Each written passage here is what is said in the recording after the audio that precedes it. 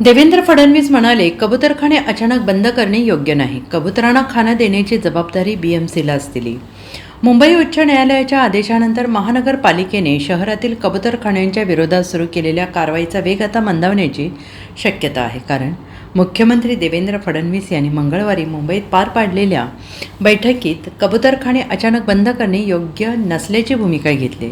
कबूतरखाने अचानक बंद करण्याऐवजी कबुतरांना कोणत्या वेळी खाणे द्यावे आणि कोणत्या वेळी देऊ नये असा नियम तयार करता येईल. तसेच कबुतरांमुळे निर्माण होणाऱ्या आरोग्याच्या समस्यांचा शास्त्रीय अभ्यास करावा असे निर्देश मुख्यमंत्री देवेंद्र फडणवीस यांनी दिले आहेत. कबूतरखान्याच्या परिसरात पक्ष्यांच्या विष्ठेचा मोठ्या प्रमाणात त्रास जाणवतो आहे. याबाबत देवेंद्र फडणवीस यांनी भाष्य केले. कबुतराची विष्ठा साफ करण्याचे तंत्र आहे, त्याचाही विचार करा. या संदर्भात माझी मेनका गांधी यांच्याशी चर्चा झाली आहे. हायकोर्टात राज्य सरकार आणि महापालिकेनं ठाम भूमिका मांडावी. पर्यायी व्यवस्था होईस्तोवर महापालिकेनं कबुतरांना कंट्रोल फीडिंग करावं.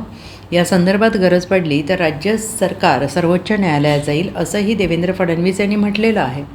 देवेंद्र फडणवीस यांच्या अध्यक्षतेखाली झालेल्या या बैठकीला उपमुख्यमंत्री अजित पवार, वनमंत्री गणेश नाईक, गिरीश महाजन, मंगलप्रभात लोढा उपस्थित होते.